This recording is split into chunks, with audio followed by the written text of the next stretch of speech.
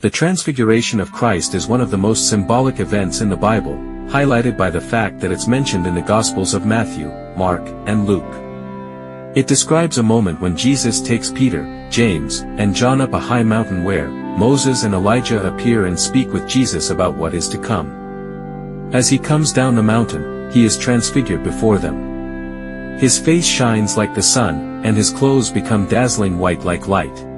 The disciples, overwhelmed and confused by the vision, suggest building tents for Jesus, Moses, and Elijah. In response, a cloud envelopes them, and God's voice is heard saying, "This is my Son, whom I love. Listen to him." This is the second time God calls Jesus, his Son, the first being at Jesus' baptism, proving to us both his divine identity and the authority he carries. The Transfiguration is not merely a physical event but a deeply spiritual one.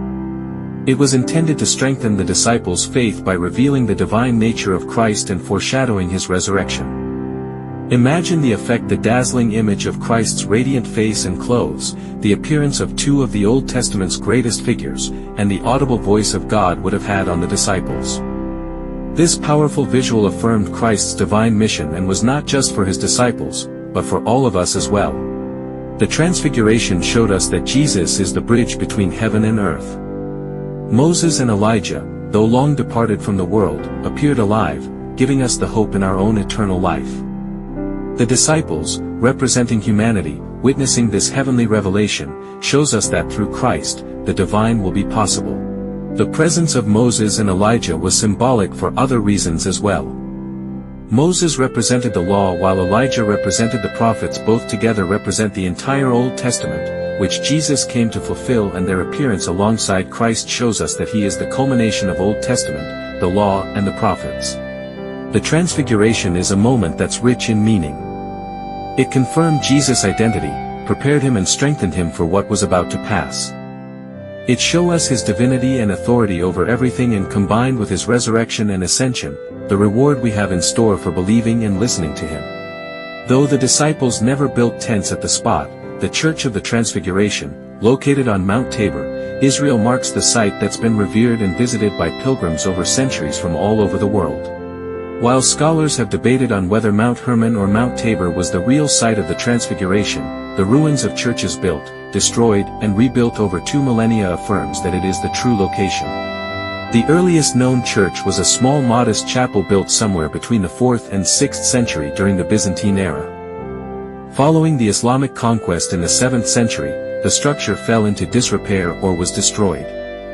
Local Christian communities did some modest building in the 11th century. However, after the Battle of Hattin, it fell into disrepair and was destroyed during the Muslim conquest. A significant revival occurred during the Crusader period in the 12th century when a large church and Benedictine monastery were constructed over the Byzantine ruins.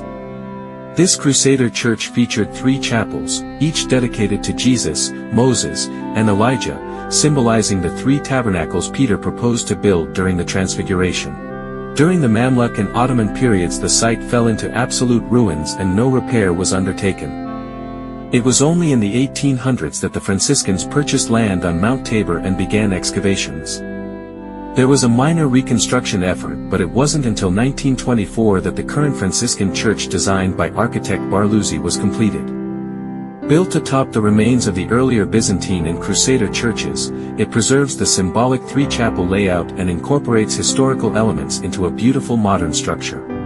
The church is adorned with intricate mosaic floors and stunning wall mosaics depicting the Transfiguration, Nativity, Ascension, Resurrection, and Jesus as the bread of life.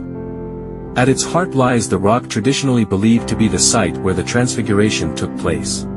To stand on this ground is to walk where Jesus stood in divine radiance, flanked by Moses and Elijah, as the voice of God echoed from heaven. What a blessing it is to witness such a place, echoing with the reverence of ages past. Amen.